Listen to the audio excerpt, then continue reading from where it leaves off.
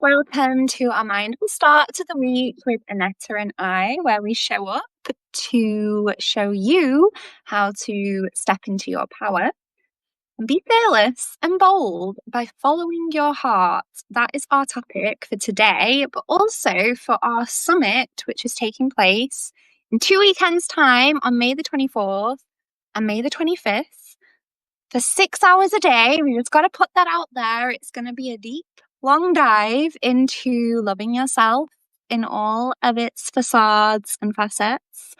And we have a lineup of 7 speakers from all different branches of loving yourself with creativity, authenticity, foundation of faith, relationship. The list goes on, and we are so honored, Anetta and I, to have these speakers with us. It's called Nourished Inside Out because of Anetta's podcast. So she's been able to meet so many cool people over these past few months, and we've been able to ensemble a great lineup for you guys. And so today we just wanted to dive deep into the topic of being fearless. How you can be fearless and brave enough really does go hand in hand with being yourself. But a lot of people don't really know how to be themselves, or are maybe a bit scared to step out their comfort zone. And we want to remind you today that we're here to hold your hand, and that's why we're doing this summit. Because when you're in a community of people that are there for you, that have gone through so much experience, we can only push you further into your power. And having fear is absolutely normal. It's a normal emotion, but don't let fear control your life. Like you don't let doubt or pressure control your life. Let love be your steering motive. And that's why we're here today, to show you, Anetta and I have followed our hearts in different ways in our lives so far. And we know that that really is the true power in being yourself and inviting other people to be themselves in that. It's a blessing. And we can't wait for our summit. We're so excited. So today, if you have any questions or you want to get to know us or a bit more about even the summit, the layout of it, then do let us know. We are here to have a conversation with you guys at the same time, and just invite any contemplations in at the same time. So Anetta, if I would say to you, how are you fearless in following your heart? How would you respond? So, what I first do is I just break fear down. For me, it's like when you want to change something or you want to change your belief about something, well, let's break it down. Why are you feeling that way? And what does it actually mean? Because when I say I break fear down, I break down the actual word. And the actual word means fear is false evidence appearing real. So if I have fear about something, let's say public speaking, well, why? It's just false evidence that I'm building a false story in my head of things that aren't even true. And I think that's a lot of times a great place to start is what's the story you're telling in yourself in your head? And is it true? Because 85 to 95% of the things that we fear don't even come true. So before we start building up the stories in our minds, just I like to take a deep breath, really go in the nose and out the nose. Like fear is false evidence appearing real, and I'm not going to let this affect me and my decisions and my choices. And a lot of times, like for example, when if I'm like fearful to do something, I understand why, but then I want to go towards it and I want to do action because imperfect action is better than no action. And if you don't take imperfect action in the beginning, then you're just going to keep telling yourself that story in your mind of things that aren't even true, but action dissolves worry. So that's kind of how I look at it. What about you? I love that. Action dissolves worry. It's so true because a lot of the time fear is like a block from you even taking action, isn't it? Because it's like another form of procrastination or Mm, anxiety. It stops you physically and mentally. But I really like what you just said, that question it. Just question. Why are you here? Like, I talk to my fear like a friend or a foe sometimes. And I notice when it comes up straight away because I've really enabled myself to become emotionally intelligent over the decade. Fear is a chapter in my self help book. And at the age of 21, I was able to already crack it down and just be like, why is society expecting me to do this, that, and this to be a perfect person when I'm not? But the fear that comes with stepping out your comfort zone is real. And like you said, I think the more you're able to notice it and question it and then dissolve it with action, you will always notice when it comes because you have more evidence in your head, like, oh, this is that feeling again. And remember, for me, I would say mostly is identifying the emotion and not attaching myself to it. So, as a yoga teacher and meditation teacher, it's always in our practice that we, either evolve or embrace mantras or affirmation work and such. And one of the things a lot that I see in students is when we do a pose and they can't do it. And I'm like, it's fine. Don't force, just flow. And I really noticed that yesterday. I had many ages of people and they started looking around that they couldn't do one pose. And I was like, don't look, look within. And if your body isn't able to do that pose right now, that's showing you that you need more trust, that you need to go slower, that you don't need pressure, you don't need fear. Because a lot of the time, fear is in your head and it stops you from doing something physically. And so when you're able to break that down and be like, okay, I am fearful because changes are coming and I don't know what I'm doing. I'm already labeling that with I don't know. mm, Right now, it is unknown, although my infinite intelligence knows where I will be in 3 months.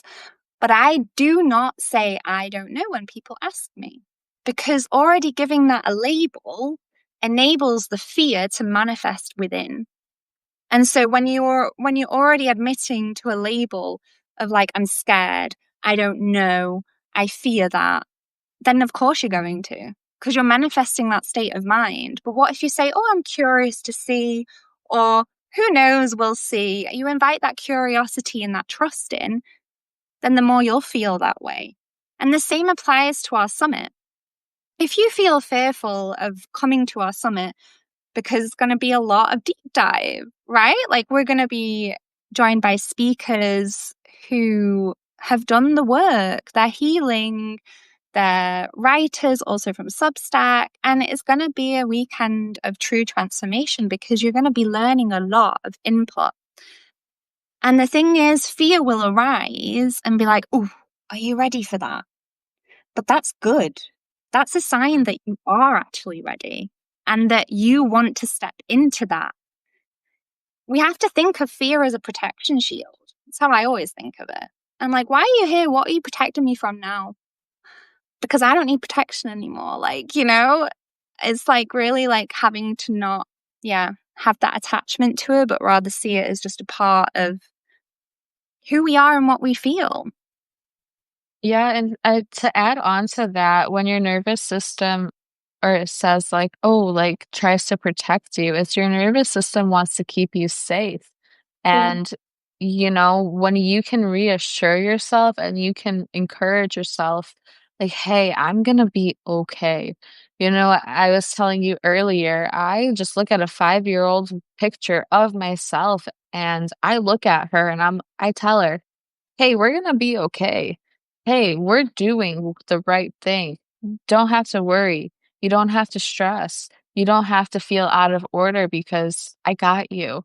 And when you really welcome that, it really does change the trajectory of the person that you're becoming because instead of running in circles, we've all been at that point in our life where we're just running in circles, chasing the same thing, and it's getting us the same results that we don't want. It's not getting us anywhere. So it's really welcoming how you're feeling, and when you welcome it, it'll help dissolve. I'll give you a real life example. When I was in beauty school, I was mid-pandemic. So half of our classes were online and then half of our classes were in person. When we were working on mannequins, we were learning haircuts, I was freaking out in my mind. How am I going to remember this? How am I going to remember to do this step? How? Then I started to get on the floor and we were taking real in-person clients and then I was so afraid. But then I told myself, what am I afraid of? I have teachers here if I need help. And their whole like school, like all of my students and my classmates as support. So then I remember I welcomed it and I felt more at ease about it that when I would get to school every day, I would see the lists of clients and I would try to put my name by every single client and try to do them all. And that helped dissolve the fear. And then when I graduated beauty school, I felt like I wasn't qualified. I felt like I was not enough to do these haircuts and to do these color services. So I went through assisting for 2 years, not doing any hands-on training, and then when I finished my assistant, training, I still didn't feel qualified to do haircuts or colors. So then I worked at a blow dry bar for 1 year, and I was shampooing and blow drying and styling for a year. What? Okay. And then that's when I finally decided that I am overqualified. And if I don't know something, I'm going to go to a salon that has master stylists who can support me. And it wasn't until like my last year and a half, 2 years that I really dove into doing full service hair because I felt like I was unqualified for the first 2 years. And it wasn't until I welcomed that fear and I said, why are you trying to stop me? Because your nervous system tries to keep you safe.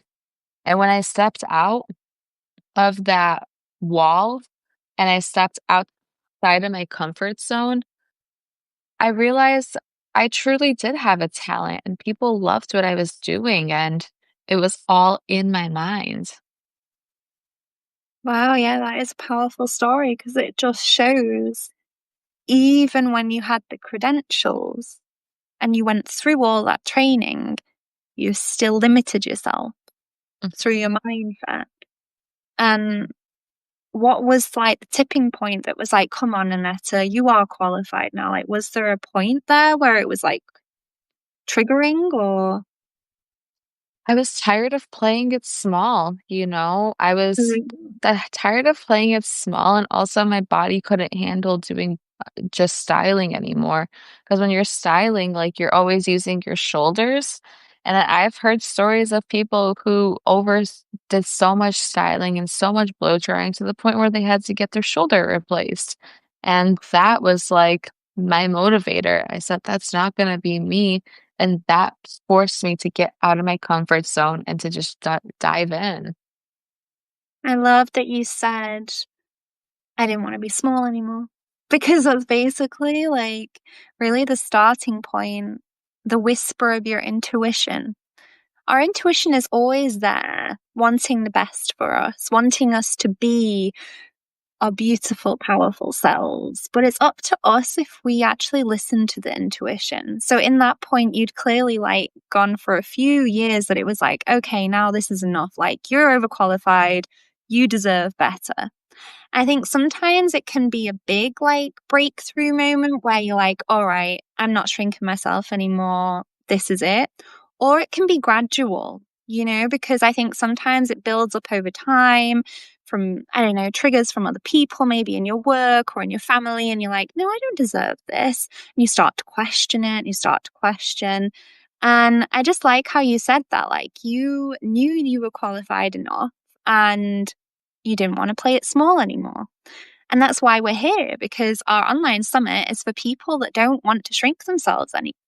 but you're ready to step into your power, or you've already stepped into your power and you just want to access way more knowledge, because we all know education is a lifelong thing. Lifelong learning is why it's just the best thing. Like, I mean, that's also why I'm studying now to be a kindergarten teacher. I have my exams exactly in a week. I could be in my head thinking, like, literally, 3 years ago, like, oh, I'm not that good, or the language and all this. Now I'm not stressed. I have exams coming up, but I'm like, I've learned and I feel confident with like what we're learning. I know, like, and I think it's just like that, like the switch sometimes, like, I know all I need to know. Everything is within me. But that comes from this well of self trust and self belief. And you have to nurture that well, because if you don't, then there will be maybe tipping points on days where your anxiety or your depression or whatever will come back in. Like when we're talking about mental health, it has to be a stable, gradual course of healthy habits that you show yourself the love by making yourself good food or going out on walks, looking at nature, taking time from your phone. Like everything is like, so many small habits that you have to just gradually build up. And then when you're at a point, it's like, oh, this is what I deserve. And yeah, I feel like Anetta and I are also at that point where we're like, we're here and we've put in so much effort and energy into this summit, into organizing it, that we are confident that you guys will learn a lot and you'll come from this summit feeling more calm, more confident, and just more at ease. I think everyone wishes that in their lives these Mhm. days, not to be led by stress or fear or doubt, but to be led by love and light. And that means that every day you become more aware of taking care. And yeah, that's how you're going to feel at the end of this. You will feel you don't need to shrink yourself anymore, but that you are able to stand in your power. And that's not a bad thing. Just because society has pushed us down for so long, and just because we're conditioned to feel certain ways, the more you question these behaviors that come up, that's really the starting point, isn't it? Because it's like, oh yeah, awareness is really the starting point for everything. So then you're able to work and work and work and rewire your mind. And as we've rewired our minds, Anetta and I, you also can. You don't deserve to live in fear. You deserve to live in freedom. And, I don't think there was like a tipping point for me. I think it was gradual, like with these studies. Because I felt similar to you, that I was like, "Oh, like, will I be able to do this?" And then I noticed myself enjoying it, and I was like, "Well, if I enjoy it, then that's gonna be easy, right?" Because I think enjoyment takes away, like, the feeling of work, you know what I mean? Mhm. And it gives you the feeling of belief. Yeah, well, to add on to that, you said to question everything. If you don't question your thoughts and let's say you have a belief and you can't explain why you believe something, then it's not your belief and it's what somebody else conditioned you to believe. And it's really Yeah. important to question why you think what you think. Why do you have this belief around this? Why do you have these beliefs in relationships, around money, around what you should be doing with your career? And if you can't explain it, then it's not your belief and it was passed down from somebody else that conditioned you to believe it. And that's not, and it's so important to take control of your thoughts and really question everything. I was always so scared to ask questions. I was always told, don't ask questions, don't question anything, and you talk too much. And now, when I'm on my healing journey, I've learned it's so important to ask questions. It's so important because if you don't ask questions, all you know is all you know. And if you don't want to grow, then don't ask questions. But we encourage you to join us May 24th and May 25th to really step into who you are and find your potential. Grace and I, thought about it one day and we're like, we're tired of playing it small. We're going to take control of our lives and take control of our future. So stop playing it small. Your future self will thank you. the people around you, if you think they're judging you, they're probably not even noticing what you're doing because you're so afraid of what people closest to you are gonna think. Their opinions, if their opinions are not paying your bills, their opinions don't matter. What matters is that you build and cultivate a community of people who care about you and want to see you grow and support the new life that you're creating for yourself. Nobody said it was gonna be easy, but it's going to be a lot more smoother if you have a community of people to rely on. Grace and I have each other as to bounce each other off. Like, I'll be honest, over this weekend, I had a lot of different emotions come up and a lot of different thoughts. And I reached out to Grace and she was like, no, Anetta, like, stay grounded. Like, don't be shaken by external voices and external thoughts. And I was like, yeah, you're right. Thanks for giving me the space and holding me back up. And that's what you guys are going to get in our live virtual summit. The one thing that people cannot take away from you is your education and the relationships that you build with others. And that's what we're doing is we're creating a safe space so we can all grow, heal, and rise together. It's not gonna be easy, but it's definitely a lot more smoother with a team that gets you. Yeah, that's true. That's the good thing that you said that actually, because then what I thought is during our live summit, it's not just going to be speakers speaking at you. There's also an option for you to obviously ask questions and, engage. We don't want to make you feel as if this is a whole 6 hours, like you just sat there in school having to listen. Like, no, we want it to be more interactive. And in the breaks, we'll obviously, like we want this community style, like Annette was mentioning, because when you feel you're a part of something, you feel less alone and you feel more understood.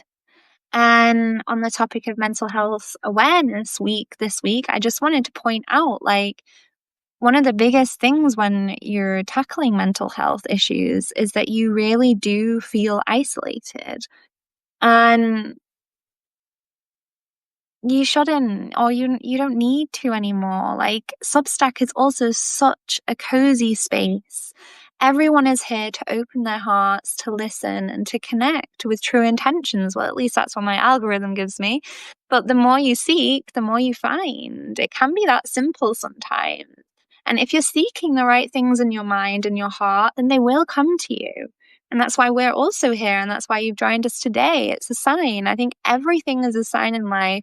Everything is a lesson in life, even the people that cross you in the street, even the people that just come into your lives briefly, they all carry a lesson. I've always seen that in my life because I've lived in 3 different countries, I've moved around, and I've always gone around and thought, what is this person telling me? Like, what is this person's lesson for me? And just having recently gone through a breakup, my dad's like, maybe he was there to teach you some lessons and now it's over and now you need to grow again. And I thought that was so beautiful because God does put people in our lives to learn. And yeah, hey, the honey of the melody, you work in mental health. I'm very happy to hear. More and more people do suffer and we don't have to suffer alone anymore. That's why we're opening safe spaces, Annetta and I, because we want people to feel understood. It's like the biggest thing that's missing, I was listening to the other day, is meaning and purpose. It's like what we lack. Because if you think about it, in the past few years, we've kind of moved away from like religion and we've moved away more to the ego and to individualism, which isn't always the worst thing because we're questioning things and we're thinking for ourselves, which is good. But to a certain extent, this individualization is kind of taking us away from the community side of things. And so, yeah, I want to ask you today, like, why are you here on Substack? What are your intentions? What kind of community are you seeking? Are you seeking growth and self-love? Because that's why we're here and we're going to show you that. And we're very confident that our summit will provide you with so many lessons and not just self-love, but creativity, how to express yourself, how to be your authentic self, We'll be joined with Matt tomorrow. We're going live with him at 5 p.m. So now, this time tomorrow. And he will be sharing a bit about his talk on during our live summit. And I also think that he has like a bonus. We all have like these little bonus things that we're going to offer you as well as being a part of our summit because we appreciate you. But yeah, that's exciting that we're going to be joined by 3 people from Substack. So you can also check them out and see what work they've been doing. And I mean, that's the whole reason we're all here, to learn from each other and to grow together. We're not here to do this alone. And I think we're finally realizing the power of that, because loneliness is an epidemic and we're in a mental crisis worldwide. And that's why I'm here more than ever, because I've been through, a lot. And we've all been through a lot in our own ways. And I know that the more I'm able to share my story, the more I'm able to make you feel heard and seen in that as well. And that's what we want to encourage you to do, to feel seen, to feel heard, and to not shrink yourself anymore. Because what kind of life is that?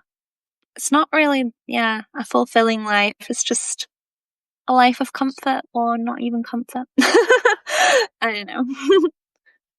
Yeah, no, I love everything that you said. It's really, why are you shrinking yourself? Why are we playing small? Why was I playing small for 2.5 years with a hairstyling career that I clearly knew I was overqualified for?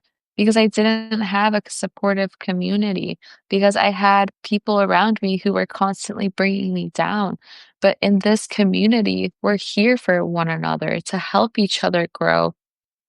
And I know that can sound vague, but at the same time, we truly mean it from the bottoms of our hearts. We've been through phases in our lives where people didn't support us and we had our backs against the wall. We've all had our backs against the wall at some point, but it's not until you understand and be honest with yourself that you do need a community and you do need people to grow with, because the one thing, like I said, people can't take away from you is your education. People from past relationships could have taken all the material things from me if they wanted to, but they couldn't take away my education and my mentality and my mindset. So we highly encourage you to join us this weekend. We want to spend the weekend with you, and we want to build relationships and community with you guys. So join us this weekend, not this weekend, May 24th and May 25th, in two So, weekends. in And 2 weekends, it's yes, so in two exciting. weekends. And block it off. If you're not able to stay for the whole weekend, that's okay, because we also have a 7-day replay available for those of you who are not able to stay for the whole weekend. But the least you can do is bet on yourself. What if you could just bet on yourself and say, I'm done playing it small, and this today, moving forward, I'm gonna bet on myself and become the best version of myself. And it all starts with two things: a decision and a community. So it's up to you. Are you gonna invest in yourself to be better, or are you gonna continue playing small? I love that. Shall we end it on that note? Sure. Well, thank you guys for joining us today, and send us a message, reach out, stay in touch, and we're excited to spend the weekend with you on May 24th and May 25th. So we'll see you there. Yeah, and see you around this time tomorrow again. Thank you for joining us. Bye.